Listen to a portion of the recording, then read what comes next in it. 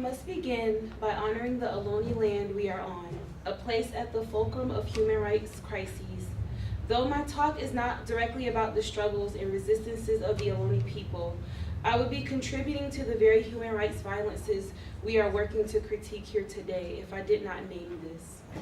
The purpose of my talk is to examine the contours and features of the relationship between education and third world girls. As you can see, I have named this talk Unstitching Third World Girls in Education, the Politics of Poverty, Development, and Empowerment.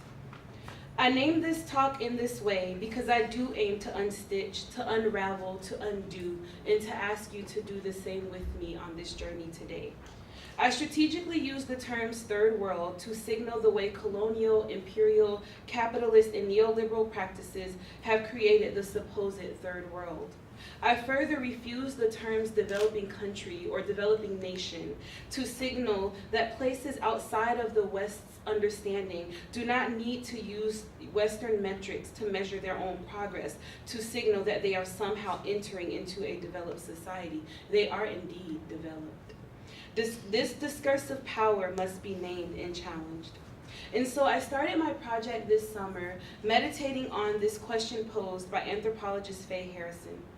Can an authentic anthropology emerge from the critical intellectual traditions and counter-hegemonic struggles of third world people? Can a genuine study of humankind arise from dialogues, debates, and reconciliations amongst various non-Western and Western intellectuals, both those with formal credentials and those with other socially meaningful and appreciated qualifications? It is important to name this power here today. Over the past 20 years, the significance of education as a pathway to empowerment for third world girls has garnered increased visibility and notoriety.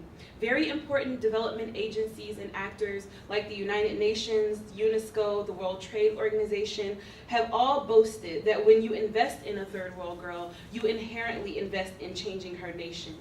While this claim is indeed compelling, it makes invisible the processes of power governing education. It masks the instrumentalist nature of positioning third world girls as tools of development. It further homogenizes third world girls as single-story subjects whose complex experiences and struggles can all be resolved with education.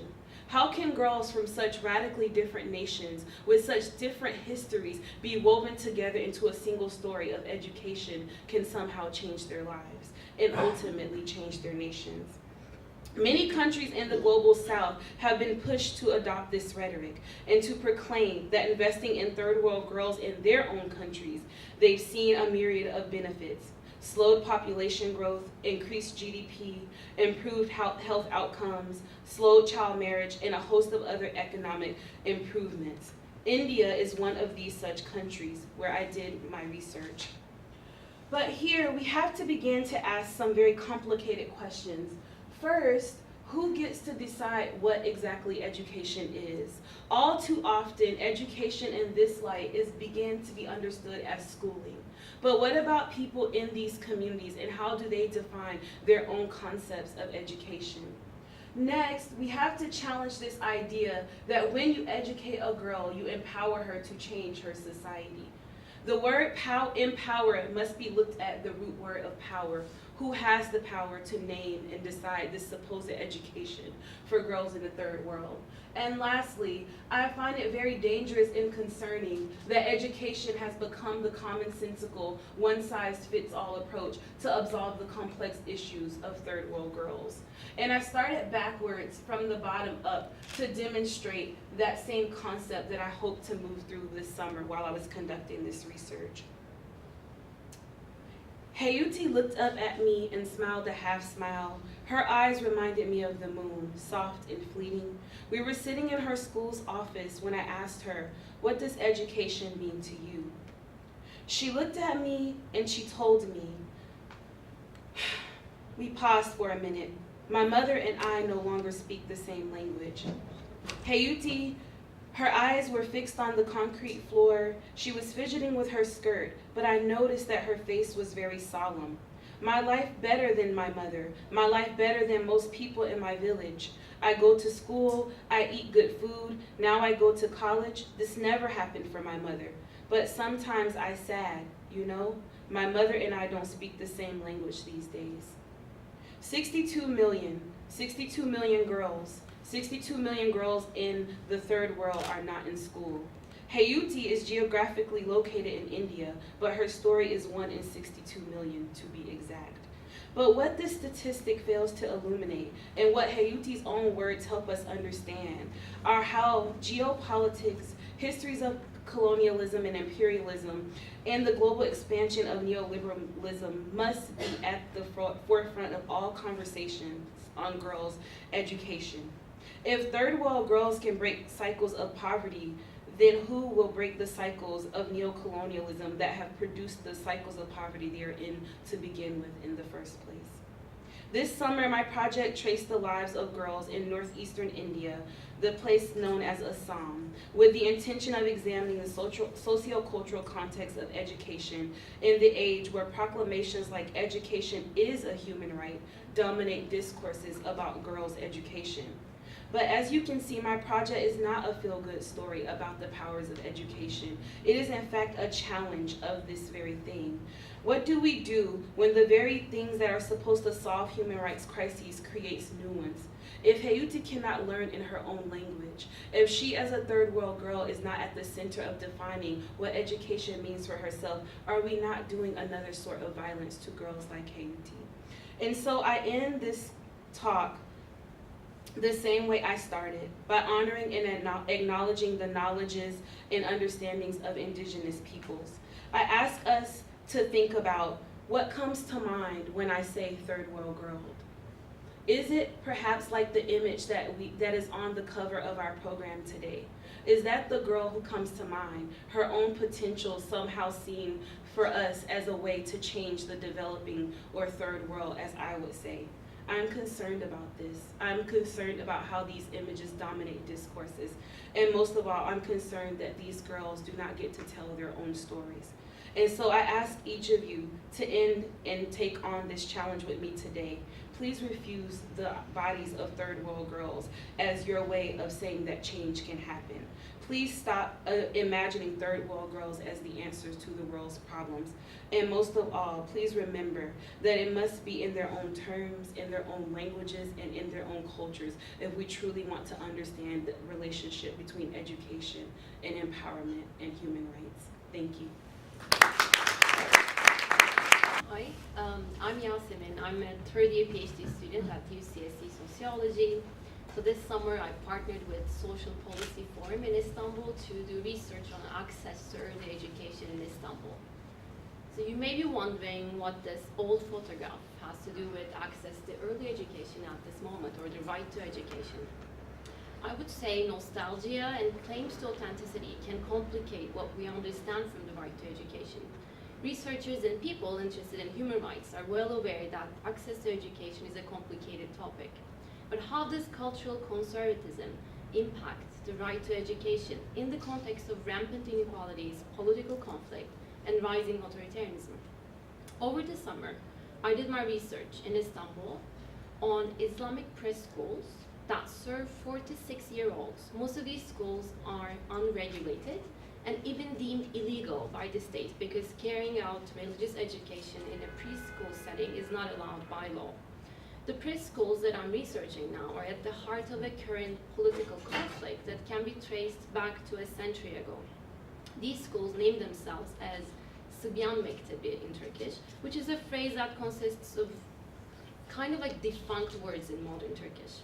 The naming is an allusion to primary schools, such as this one, that were established in 1830s.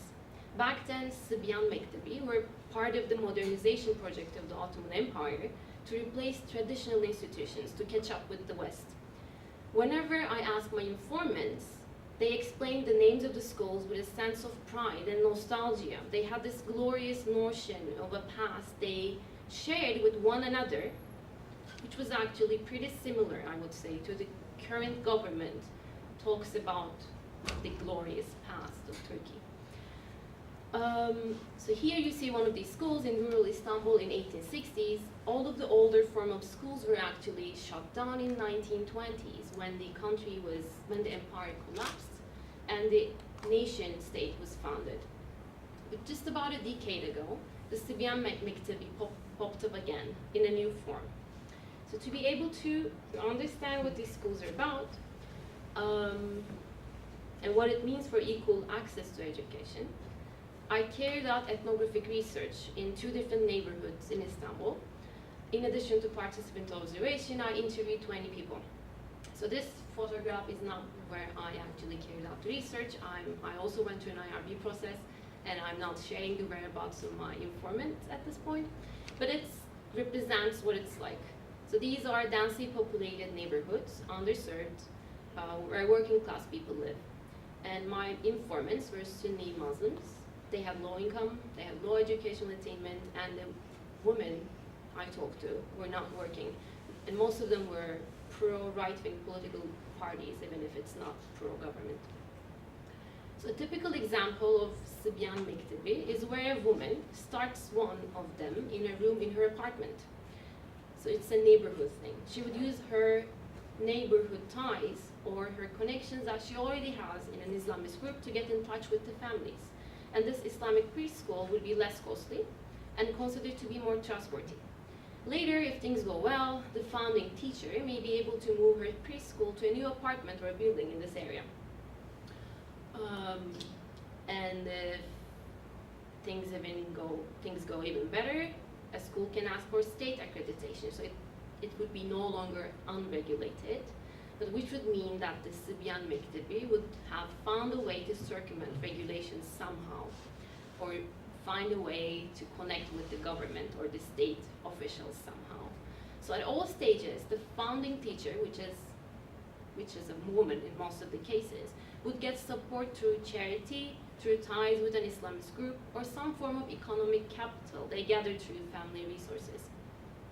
So most of my informants saw these preschools as great opportunities for both for the kids and for themselves, especially for the women, because there weren't many alternatives in their neighborhoods. The Sibyan Mektebi doesn't include this summer, and it's just for the academic year, but still it's seen as life-saving for these women. Currently, preschools are not part of mandatory schooling in Turkey, and child care options are limited. Only 33% of 4-year-olds can access early education, and interestingly, this is very similar to the percentage of women in the labor force. So these women that set up these schools in their neighborhoods are actually have this entrepreneurial energy, and the Islamic preschools are ways for women to be part of the labor force and the society in a culturally conservative setting. But I would say the credentials of the teachers are questionable in most of the cases I observed. They're not necessarily early education specialists, or they don't have formal degrees, but they may instead be educated in an informal / illegal Islamic high school, or I would say the medrese, which is another one of the older form of institutions that were shut down in 1920s when the country was being modernized. But the medrese, unlike the Sibyan Mektebi that I'm interested in, went underground in 1920s, and they continue to provide education, and now its graduates are actually providing early education to kids in unregulated / informal / illegal schools. So even though the informal Islamic schooling system is not new, the preschools are a new phenomenon. The secular media, and I'm using it just to simplify like the context, imagines the Sibyan Mektebi to be places like this. They think that all children wear headscarves and they become Islamists right away. They also think that the education would be gender segregated. A typical secular preschool that is regulated by the government would be similar to a preschool that we have here in the US, as you can see in this photo. Many people in Turkey, and I'm not going to name them as just seculars because I do believe it's a much more complicated country than just dividing it to seculars versus Islamists, but they're scared about Islamic preschools because of political reasons. This fear dates back to a century too, but the fear and the political conflict is currently vital because of the changes in the education policy. The public education system has gotten less secular up to the point that Darwin and evolution were taken out of the curricula last year of all the public schools. Under increasingly authoritarian government, people express concerns about shrinking liberal and secular spaces in general, and this is just another way to express that concern in the media. So these preschools, including the ones in the apartment buildings that I observed, lack resources but look like a typical preschool. In the ones I saw, the education was code, and not everything had a religious content. The education included school trips, activities related to early education, and the kids performing on stage. Most of these unregulated preschools have Facebook pages, YouTube videos, and they advertise themselves online, like posting stuff on social media. So it's a pretty strange way of like being illegal.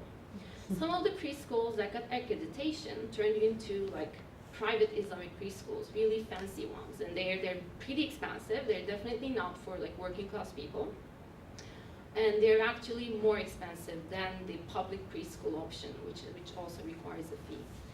The parents think that you get what you pay for, and they point out how lucky their children are to get religious education at such an early stage in their lives. Other than the religious content, the preschool has a culturally conservative content.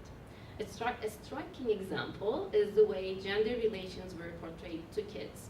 For example, the instructors believed women should have jobs that are suitable for women, and they expressed that some gender segregation is necessary for adults, even though it may not be necessary at this moment in their lives. Like, it's not necessary when they're minors, but it is necessary when they're adults.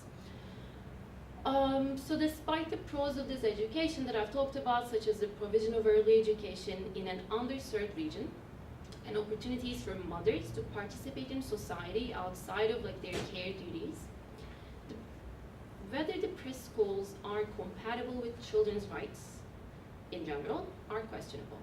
It puts, I would say, non-Sunni Muslim populations in the neighborhood at risk, especially considering the current Islamism in education policy in Turkey.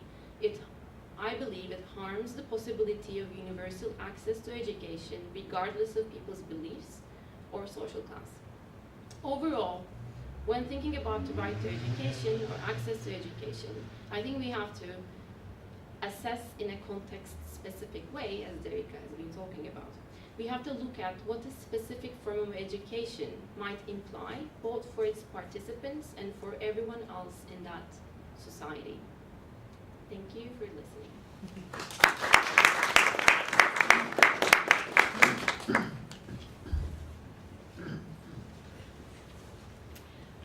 Okay, any questions for our final two panelists? Yes. For Yasemin, so when you were speaking with these women when you were the Sukia Katabi, did you get in contact with them? And were they nervous about talking to you? How did you make contact with them? So at first, I just went to this neighborhood that I had chosen. I saw that there was a fancy private kindergarten, which people told me that also teaches Islamic education. I knocked on their door, and I told them that I'm a researcher. And then they said, oh, we'll get back to you. And then no one got back to me. So I was just trying to get in touch with people living in the neighborhood, spending time in cafes in that neighborhood, and like just trying to get to know people in general. And after a month, I decided I should use family contacts. I have like Islamist family members in my family circle. I called one of them, and after that point, the research went so smoothly that I was devastated. Like, it was so easy. I went into these schools, I could interview parents, I could interview teachers. I didn't interview children because of IRB, but they were all around me as I did the interviews. So it was, I would say, family contacts that actually saved me. Other questions? Yes, and when you both answer, if you could just repeat the question, just so that the audience can hear it. Thanks. Just a question to you, Yasemin. What happens to the children after the preschool? Do they go into? This is what I'm interested in too. Like, so the question was about what happens to the children after this school. It's a new thing, so I don't really know what happens to them. But in one example, I talked to one teacher who had started the school in her room, in her apartment, and then she decided to close it actually because she decided this is too early for Islamic education. She thinks it's detrimental for them. And she thinks that they may actually start defying Islamic values, in which like one of her students started liking Atatürk, who's like this secular, like symbolic figure in Turkey, instead of like liking Islam and becoming an Islamist. So she decided it's bad.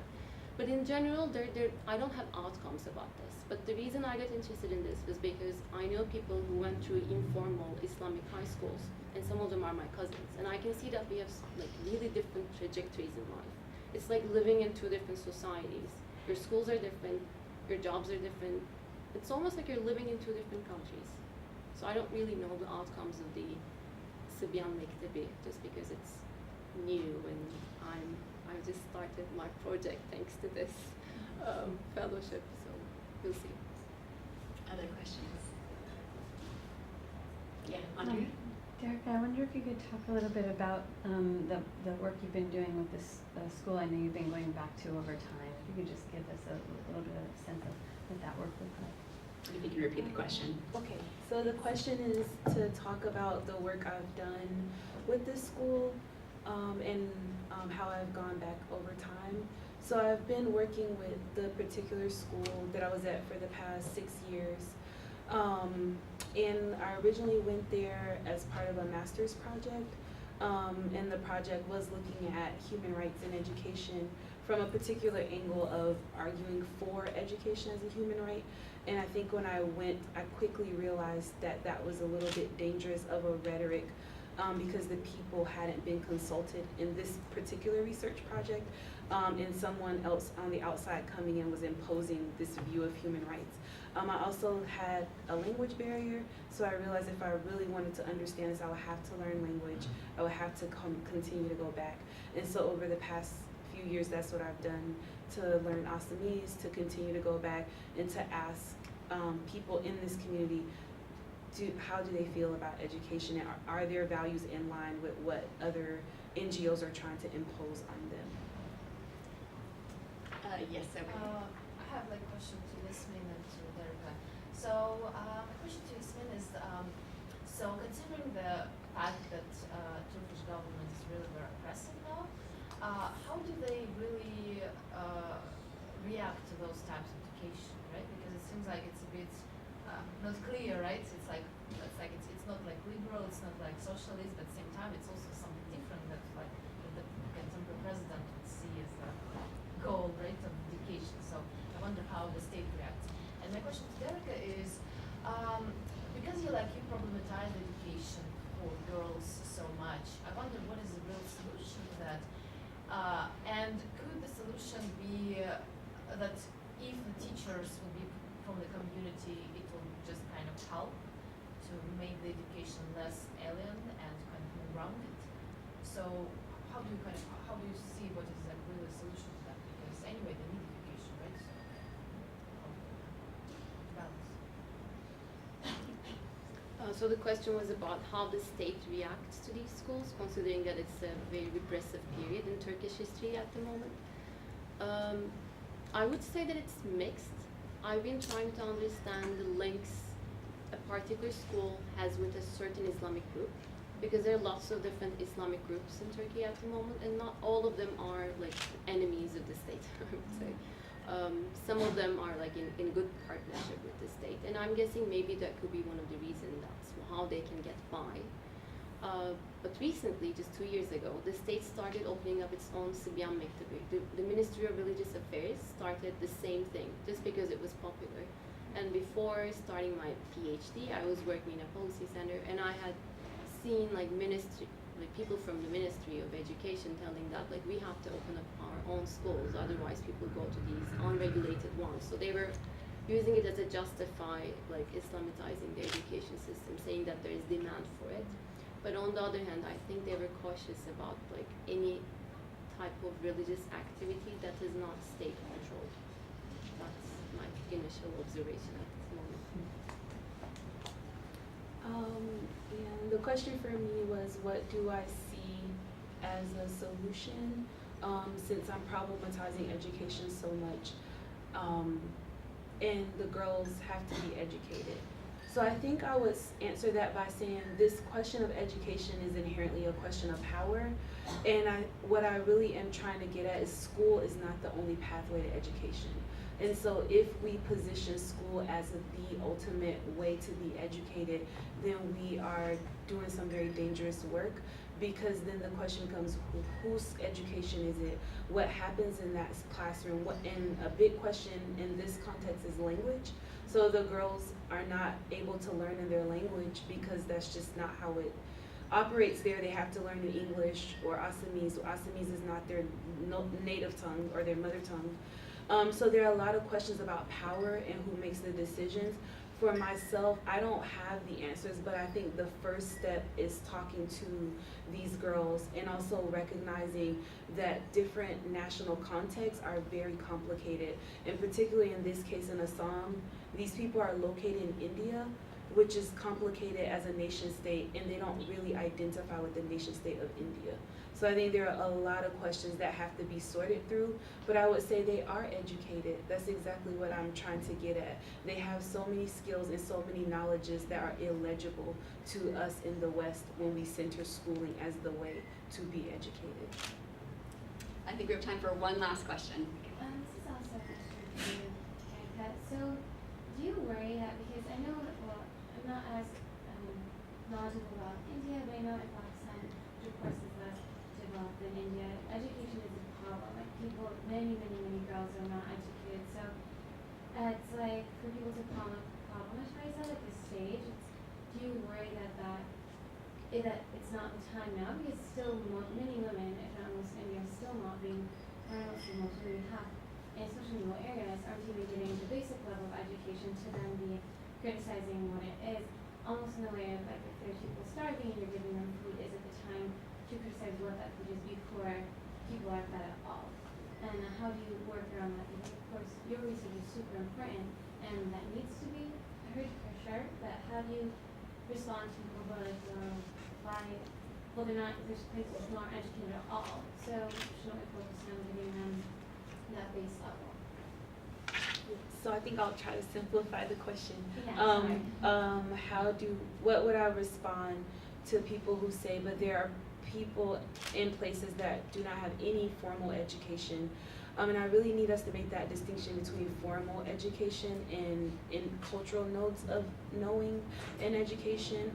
And what would be my response? I think, particularly in Pakistan, one of the scholars I'm modeling my work after, Shamila Khojamuji, all of her work is in Pakistan. And she makes some really beautiful points. It's not that we're arguing against education.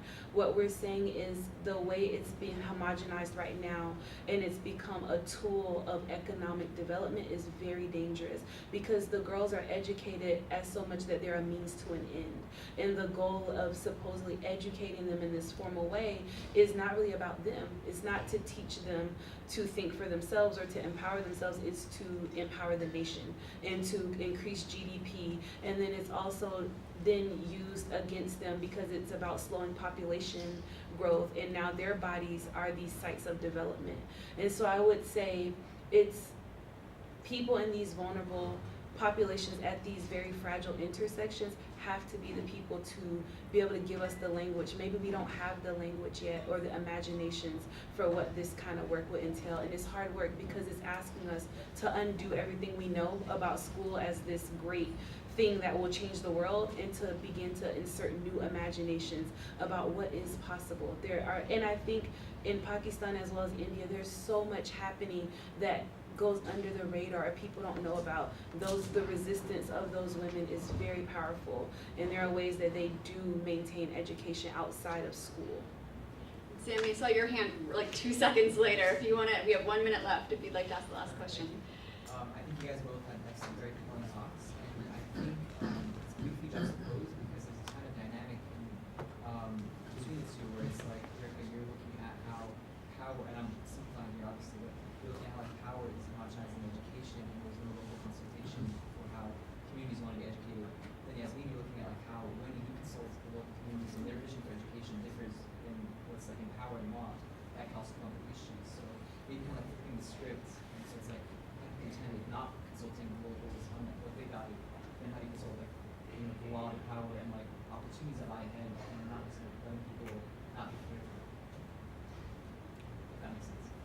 I think it's a great question. I was actually thinking the same way as Derrika did her presentation, but when we were discussing the theme of our panel initially, I think both of us agreed on how political configurations of power is important in understanding what education is about.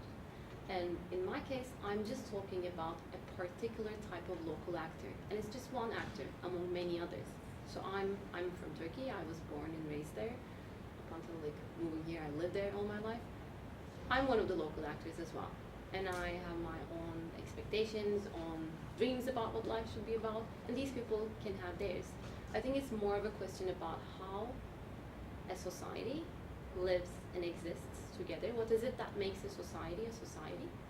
And how can we make it possible that, how could it be possible not to suppress these local voices while also not suppressing people like me?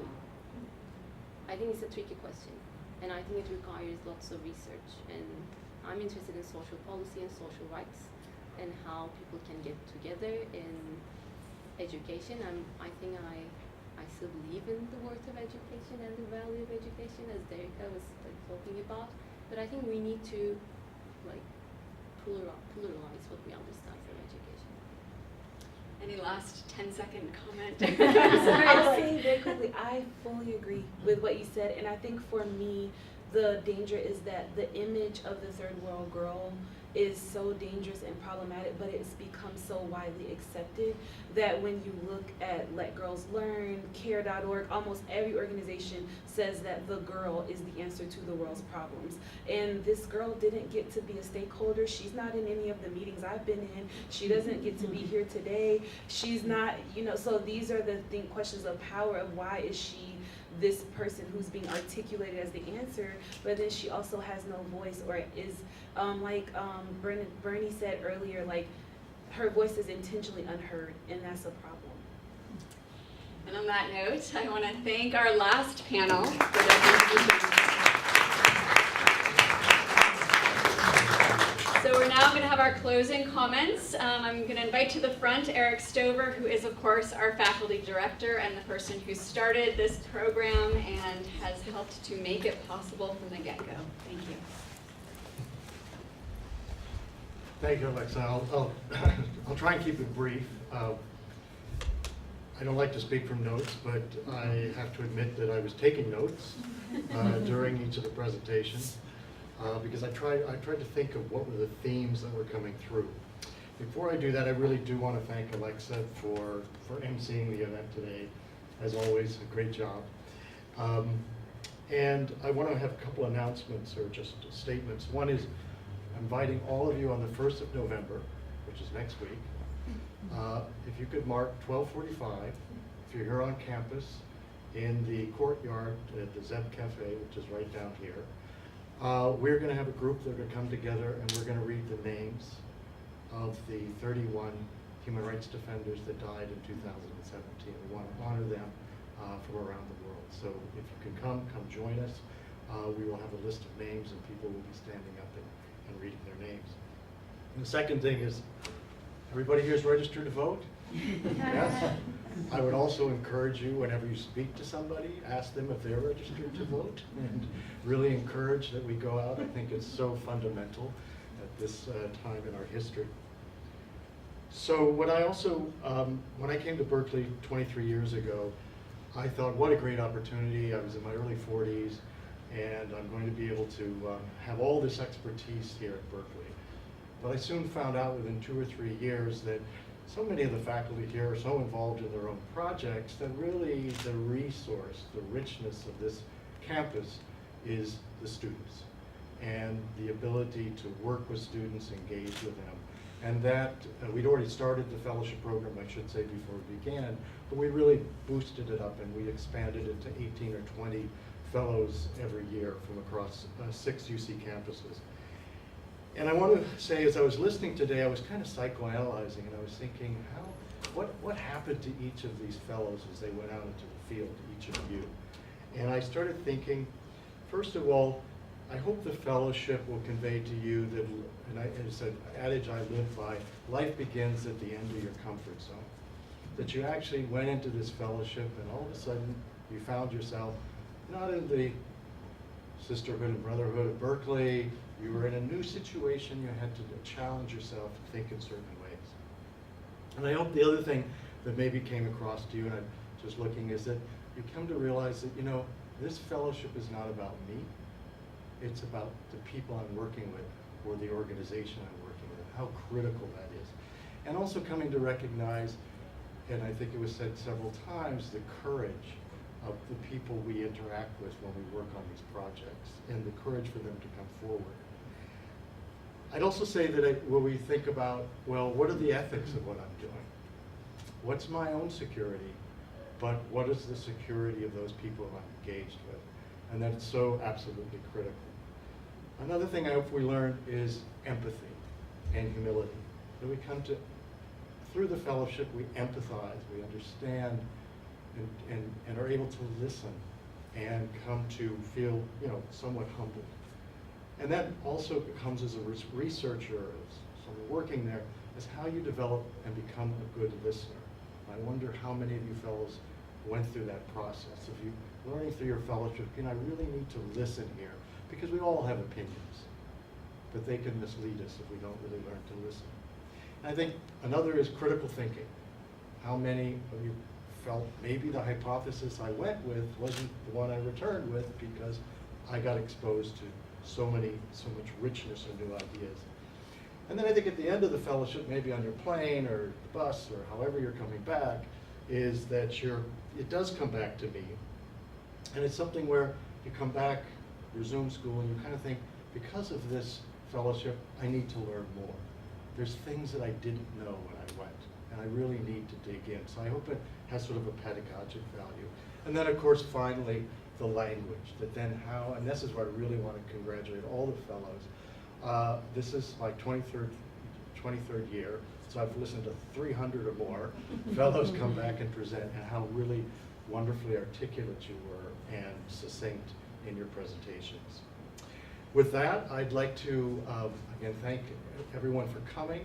I want to ask my friend and colleague, Dr. Tom White, to come up.